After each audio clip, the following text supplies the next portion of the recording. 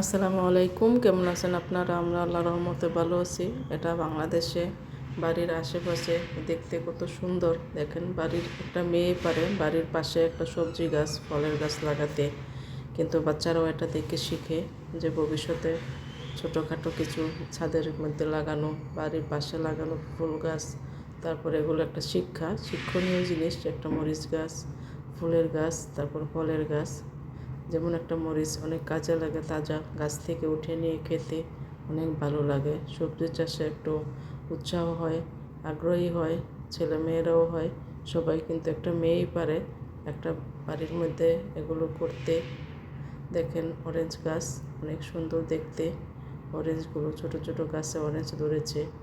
এটা কিন্তু একটা মেয়েদেরই কাজ, যাদের আগ্রহী আছে কাজ করার। যে কোনো জিনিসে ধৈর্য থাকলে, পরিশ্রম করলে অবশ্যই একদিন না একদিন ফল আসবে, এটাই প্রমাণ। যেমন ছোট ছোট বাড়ির আশেপাশে ফল গাছ দেখেন, এটা হচ্ছে টক পাতা গাছ, কত সুন্দর হয়েছে।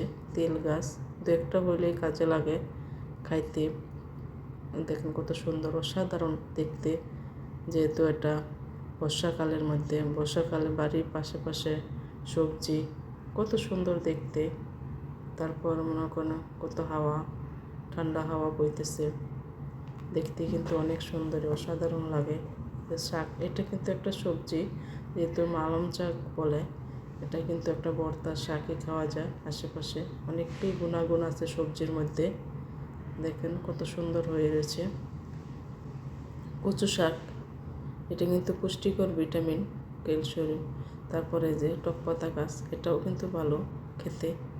এটা সব সবজির মধ্যে কিছু কিছু মধ্যে ভর্তা খাওয়া যায়, এগুলো কিন্তু একটা উপকারের ভালো। তারপর বাসার পাশে দেখেন ছাগল পালা যায়। তারপরে দেখেন কত সুন্দর, একটু বুদ্ধি খাটিয়ে চললে মেয়েরা অনেক কিছু করতে পারবে উদ্যোগী হলে। এই দেখেন মুরগি কিভাবে পালে, কত সুন্দর। ভিতরে যেহেতু মুরগি বাইরে গেলে হয়ে যায়, অসুস্থ হয়ে যায়। এই দেখেন, একটা ঘরের ভিতরে সব কিছুই করা যায় যদি বুদ্ধি খাটিয়ে।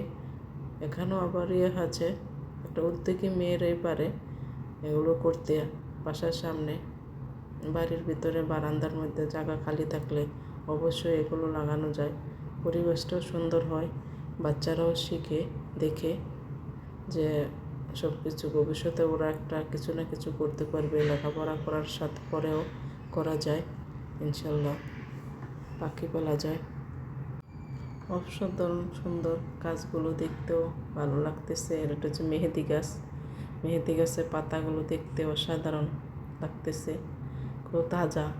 মেহেদি উঠিয়েও অনেক ভালো, হাতে দেওয়া যায়, মাথায় দেওয়া যায়।